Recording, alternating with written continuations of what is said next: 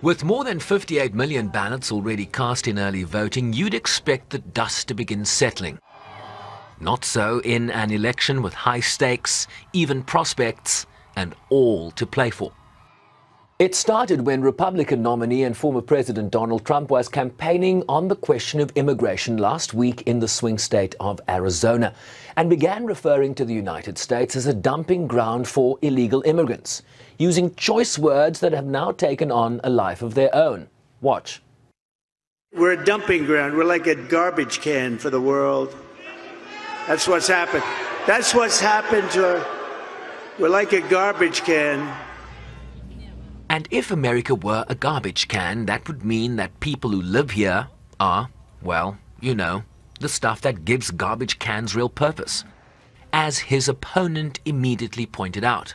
It's just another example of how he really belittles our country. This is someone who is a former president of the United States, who has a bully pulpit. And this is how he uses it to tell the rest of the world that somehow the United States of America is trash. And I think, again, the President of the United States should be someone who elevates discourse and talks about the best of who we are and invests in the best of who we are. Wild times. Take this comedian speaking at Trump's fiery rally in New York City on Sunday that gave the word garbage an additional lease on life. I don't know if you guys know this, but there's literally a floating island of garbage in the middle of the ocean right now. Yeah. I think it's called Puerto Rico. Okay, all right. A joke that did not land all that well, given that almost 6 million Puerto Ricans who are American citizens actually live and vote in the U.S. mainland, and in key swing states where the margin for victory is expected to be very tight.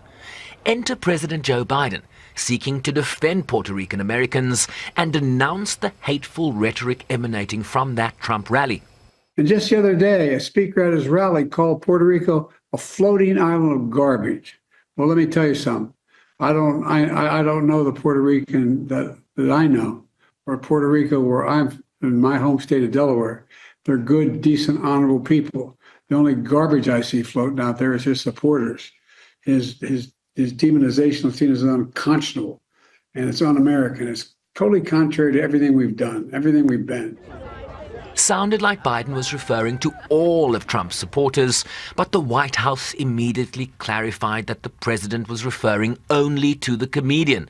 Supporters, with an apostrophe S, which means singular supporter. A nuance likely lost on most, but fodder for the news hounds who pressed the White House. He was not calling Trump supporters garbage, which is why he put out, this is why he wanted to make sure that we put out a statement that clarified what he meant and what he was trying to say. And so just want to make that very clear for folks who are watching. And I just want to read that out to folks. So he was regarding to the comedian, and I quote, "I referred to the hateful rhetoric about Puerto Rico spewed by Trump's supporter at his Madison Square Garden rally as garbage, which is the only word I can think of to describe it. His demonization of Latinos is unconscionable." But the horse had already bolted, and the Trump campaign wasted no time in using Biden's words as a broad insult against anyone who decides to support his campaign. Trump on Wednesday dressing like a sanitation worker and doing a press conference from a garbage truck. How do you like my garbage truck? This truck is in honor of Kamala and Joe Biden. I just wanted to let you know that 250 million people, that's what I think the real number is for making America great again. 250 million, the real number. They don't think in terms of garbage, okay? They don't use terms like that, and it's a shame. And Joe Biden should be ashamed of himself if he knows what he's even doing. Harris asked to weigh in on Biden's latest gaffe. He clarified his comments, but let me be clear, I strongly disagree with any criticism of people based on who they vote for.